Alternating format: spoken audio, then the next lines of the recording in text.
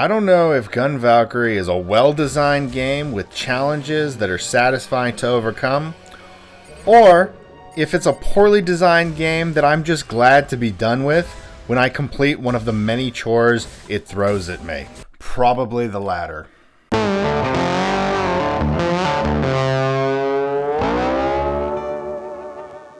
Gunvalkyrie, if you weren't aware, was made by Smilebit. If the gameplay footage doesn't bring the game to mind, it's the Xbox game with the girl's butt on the cover. Yeah, I thought that would ring a bell. And I don't mean to sound like a pervert, but this girl's butt is all over this game. It's almost as if the developers made it a primary feature. Her butt's on the cover, the back of the box, the manual. It's on this load screen, on this load screen, and this load screen. It's one of the first shots of the game, and when you were playing the game, it is right there in front of your face the whole damn time. Gunvalkyrie is a butt-tacular extravaganza. 10 out of 10. Now, I'm not criticizing the game for its overt promotion of the female posterior. I'm a fan of the female posterior, don't get me wrong. It just strikes me as odd that this is the case. Not what I was expecting from a Sega game. It's hard to get a good take on Gunvalkyrie, to be honest. It's sort of a weird game. Like, if Sega tried to make a Metroid game, this would be it. That's the best way that I can describe this game to you. There's just a lot that's weird or off about it. Just the logo for the organization in the game called Gunvalkyries, it's a red orca with tiny angel wings surrounded by metal and the letters GV on it. There is not a single fucking orca in this entire game. So the game takes place in the 1800s. Now you might be saying to yourself, whoa, WTF bro, this ain't the 1800s. This is clearly some futuristic sci-fi scape. Well, at the beginning of the game you get this voiceover heavy video telling you why it's the 1800s, but doesn't look like it. The problem with the video is that the music is so loud it's hard to hear the main character's narration. And I could barely catch enough of what the story was that I barely cared. Like, this game isn't about story, I'll tell you that right now. Essentially, Halley's Comet flies over the planet and some stuff falls to Earth, and a doctor uses that stuff to advance technology for around the globe and such. So you might be thinking you're getting a cool steampunk game, right? 1800s advanced technology, but no. It's a generic anime shooter type thing. That's what Gunvalkyrie is. It's not a cool steampunk game by Sega. I recommend that you write them a lot of angry letters about this. At the outset of the game, the doctor goes missing, and it's your job as the main character, whose name is Kelly and happens to be the doctor's daughter, to search a space colony for him in your advanced space suit called a gear skin. And that's about as much of the story as they give you by way of cutscenes. Every other bit of story for the game you receive through text, and not text that you get while playing the game, but text you have to access in the options menu voluntarily. It doesn't even indicate that it's there for you to check out. Well, actually, it might indicate that it's there for you to check out, but I really didn't care. I was too into shooting and butts. It struck me that perhaps the developers didn't really care all that much for the story when it came to this game. So I really didn't care about the story either. To be honest, I get the feeling that the developers may not have cared for this game much at all in any form. Some of it feels sort of lazy, like, for instance, they reuse levels a lot and you'll see the same game assets again and again. The game actually has a very arcadey feel to it. It presents itself like a shooter, having you run about blasting things, specifically bug alien creatures, but really this game is a platformer, basing its platforming around your ability to boost about everywhere. And I have to say that modern games have spoiled me. You get a short tutorial at the beginning of Gunvalkyrie for the basic controls, but for everything else I continuously had to refer to the manual on how to do things, and I had to look up walkthroughs for techniques I could use in the game. Like, this game gives you nothing. It gives you no hints. It doesn't tell you what to do or where to go. Like, it is shit that you have to figure out, almost like it's an old school adventure game. Like, it's just weird shit combined with weird shit, figure it out. The game gives you two guns to use, a fireball cannon thing that you can use while moving, and a really heavy machine gun. It's so heavy, you have to actually stand in place to use it. The heavy machine gun is really only useful for thinning out a herd of enemies, which you will need to do often in this game. As a matter of fact, you do it so often, it actually kind of gets boring. It's cool at first, because you feel like a badass who's just mowing everything down, but after a while, you just want to move on with your life. The game auto-targets, so you won't have to worry about that. You also get this electric grappling hook that's really only useful on like 3 stages. They make it necessary for like the second level in the game and then completely forget about it until you're all the way at the end. Now the shooting in the game is basic, and when it's required to get by, it's more of a chore that must be completed than an engaging and interesting aspect of the gaming experience. There's really not a lot of strategy to it. I mean, it's not like Control where you have a variety of moves that you can throw in there, like throwing things or using your gun or using a bomb or dodging or controlling other enemies. It's just, for Gunvalkyrie, it's just shoot, shoot, shoot, shoot, shoot, shoot, shoot, shoot, shoot, jump around, shoot, shoot, shoot, shoot, shoot. Like, just no strategy whatsoever. Now, the main thing you're going to be shooting in this game are giant bugs. This game might as well just be called The Exterminatrix. You do fight mostly bug creatures in this game. Sometimes there's a robot, but mostly it's bugs. Some levels have you finding nests of them and killing them, and the nests contain mostly these giant fat slug beetle things that poop out these hairy spider creatures that gang up on you. Really, you fight these bugs so much, it actually started to gross me right the F out. Like, it started to make my skin crawl. I was constantly fighting these furry giant spider bugs. Killing giant slug beetles on top of a giant anthill while a horde of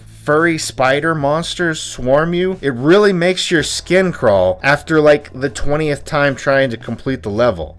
Just writing these words down and then repeating them into a microphone, just thinking about it makes me all like weird and jittery, like I gotta look around at my legs, like maybe there's fucking something crawling behind me or something. It's just creepy. You could almost say that it bugs me. But this isn't a shooter, it's a platformer, and the platforming is based entirely around the game mechanic of boosting with your gear skin. Essentially, the gear skin is just this little jetpack that's strapped to your shoulders and your head, and this allows you to jet around for short periods of time until your boost meter is depleted. It can get depleted rather quickly unless you know how to use your boost right, which means always boosting constantly and never allow that boost simply to boost. What this boils down to is you tap the button and don't hold it down. That's essentially what it amounts to. I think the developers did this intentionally because I can't imagine the game being playable otherwise. It's kind of like in Grand Theft Auto 3, where if you hold down the sprint button, you run out of sprint, but if you tap it ferociously, then you'll just have infinite sprint. Now, the game has tank controls, which some of you think is crap. I don't really mind it. I think it's crap in this game. And to boost in a certain direction, you push the left analog stick in desired direction and then push the thumbstick in. It's clunky and hard to get used to. You do eventually get used to it, and it does work fine most of the time. But before long, you're going to be zipping through the air like a maniac. Now, the right analog stick controls the camera, and to flip around in midair and face another direction while boosting, you have to point the right analog stick in the direction you wish to flip and push the left analog stick in at the same time. Doesn't that just sound like it's gonna cause catastrophe later? It's a technique you are absolutely going to need to master, especially for boss fights, especially for the final boss fight. The problem with this setup is that sometimes the fights get so intense that you'll be trying to look up so you can shoot a boss only to start accidentally flipping around everywhere like a freaking idiot. This whole mechanic just led me to screaming obscenities at the television for like hours. And this was a major problem for the final boss fight. But I'll get to the final boss in a minute because he deserves his own special section. Now, the boosting is a blunt and cumbersome tool if there ever was one. Certainly not a technique of finesse, which makes the platforming just plainly frustrating to do. You'll jump for some narrow platform and overshoot it. Then you'll scramble to boost backward and flip around and all sorts of crazy crap that you don't intend on doing. Every time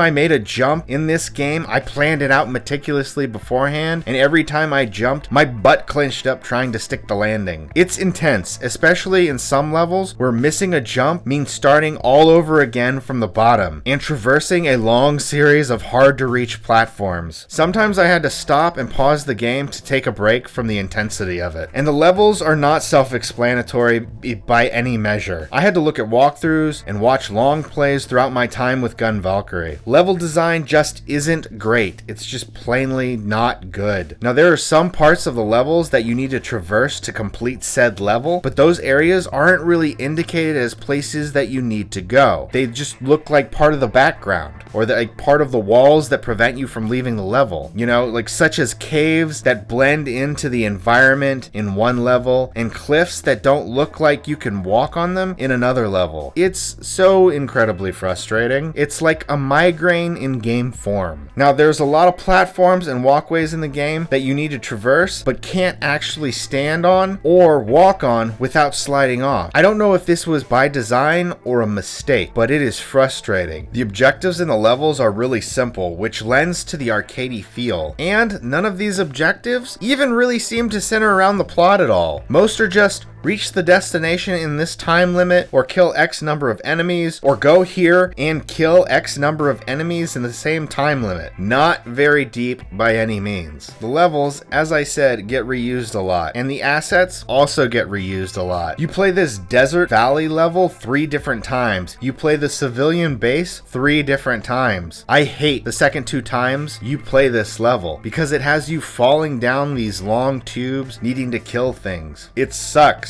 Everyone and their mother is out to get you. You go to Naglfor's Pit twice and Yggdrasil twice. Yeah, those are the names of the places. I cannot pronounce them. I mean, really, like Yggdrasil? I know it's some mythological thing, but how am I supposed to pronounce this word? Yggdrasil. Who is the sick weirdo who decided to name this crap? The only level in the game that stands out, at least to me, seems to be Naglfar 1. I found this level to be rather beautiful in its aesthetics. It's all purple, and there's this giant orange sphere at the top with a luminous star-filled sky above. These purple lights float around you, and there's like this music box music playing. It's pretty. Like, I was really amazed. Like, this is like painting a beautiful canvas with video games. And I like it. The bosses in the game aren't anything to write home about. The first boss is some type of squid thing. Took me a while to beat. Not self-explanatory. I had to look at a walkthrough to find out. Basically, to beat it, you shoot the thing underneath, and then when it starts to spin around on the ground, you jump over it and shoot it when it's below you. The other bosses just require you to figure out their attacks and patterns and attack accordingly. You fight this giant ice mantis thing and 3 worm things. Pretty easy. Like, not very deep or really memorable boss fights. Now, the last 3 levels 13 through 15, they suck. Take my word for it. Level 13, you have to run up Yggdrasil for the second time, while a dark void swallows the level from the bottom up. Should you fall into the void, you have to fight one of the earlier bosses. I don't know what happens if you fall into the void, fight the boss, and win, because every time I fell into the void, I just went into the menu and restarted the level again. This level, it freaking sucks. You have to traverse upwards while every projectile shooting enemy in the game unloads at you. Stopping to take them out becomes a priority throughout the level. Plus, a lot of platforming in the level requires you to jump on surfaces that are easy to fall off of, and as you get to the top, it's not clear what platforms you can jump on because they all look so slanted and steep that you could easily fall off of them. And in truth, you can. The only reason I ever got to the top of the level had been because I just boosted my way up some of these steep paths. If I didn't, I'd just slide right off. It is just horrible game design. Terrible game design. Level 14 has you fighting a giant boss creature. He isn't hard. You just fight waves and waves of these giant mantis creatures with baby doll heads. Yes, giant mantis creatures with baby doll heads. I have no idea what Smilebit was smoking. You fight these waves of mantis baby creatures until the boss's shields fall and you can shoot at him. You just have to do this over and over again until the level is done. The last level is a major boss fight, and before I get into that, what makes these last 3 levels suck the most is that should you leave any one of them to go to the menu or to save or just stop and turn off the console to take a break, you have to start them all over from level 13. It's like a final endurance round. It sucks. But what makes it all the more unbearable, of course, is the final boss itself. Right before this final boss fight, you get this lead-in video, which sees Kelly floating around naked in space. The doctor is there, and on either side of him are these freak monster babies with flesh wings. 10 out of 10.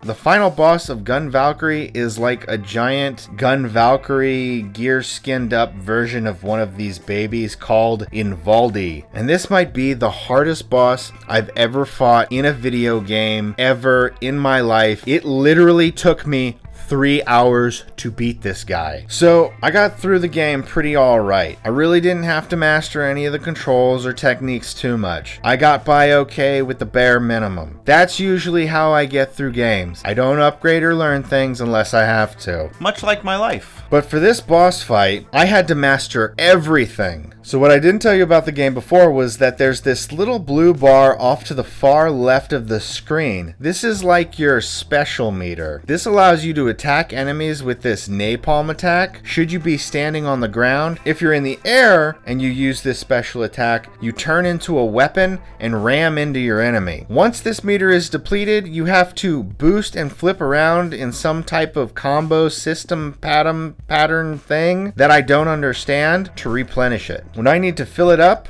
I just flip around randomly until I start making combos. You have this counter thing there, and if you raise it to 25, then you become invincible and the meter is unlimited for a limited amount of time. This is how you have to kill the final boss. You have to use this special meteor attack where you turn into a ball of energy and ram things. The problem with this is that it's unwieldy and hard to use. It's hard to figure out, and the final boss is a dick. He flies around mostly out of reach and is invincible to any attack you throw at him except this special attack. And he isn't susceptible to that until you hit him with it 3 times. He has several attacks where he swings his staff around, and several attacks where he charges you, and several attacks where he launches projectiles at you. But the attack that sucks shit through a straw is the attack where he shoots out a bunch of balls of energy, and if they hit you, you can't move for a few moments. You can still shoot, but not move. This wouldn't be so bad, except he fires multiple of these things at you in a row, so as you're stuck not moving, he'll shoot more of this shit at you, causing you to continue to be confined, and he'll do this several times, each time taking away a little bit of your health, and then he will proceed to pound you with other projectiles and other attacks. It's shit. Just shit. And if he misses you when he fires these energy balls at you, they will just turn into like these orb things that linger in the stage as traps, waiting for you to make a stupid move and run into one of them, causing you to again be momentarily immobile. This end fight just plainly sucks. For most of the fight, I kept trying to use the meteor attack to make him vulnerable, but I could never figure out if I hit him or not. Turns out he has this colored halo mist around his head, and at first it's white. Hit him once and it becomes yellow. Hit him twice and it becomes red. Hit him again and he's vulnerable to other attacks for a short period of time. It took me forever to figure this out. I was also trying to be super accurate with the meteor attack, but it's just so unwieldy as hell. Most of the time I just flew all over the place, not really knowing where to go. Turns out you don't need to be super accurate with the attack. You can actually be super inaccurate with it and still hit this end boss. It took me a while to just stop trying to be precise and just be bombastic and aggressive. And once I had mastered all these things and released my desire for perfection, it was still a hard battle that took me an hour to finish. I hated it, and when I was done, I jumped around and had a beer and was both relieved to be done with this piece of crap, and I felt a great sense of accomplishment. And then I saw the ending, which is the main character saying some pointless crap and not finding the doctor, and then she just flies off and fucks off into space. And that's it, because nothing has meaning and my life is a waste. Hey, if you've enjoyed this video, why not check out my video on Ghostbusters Wii? Or check out my other video on the @Game Sega Mini. It's totally crap. Adios, muchachos.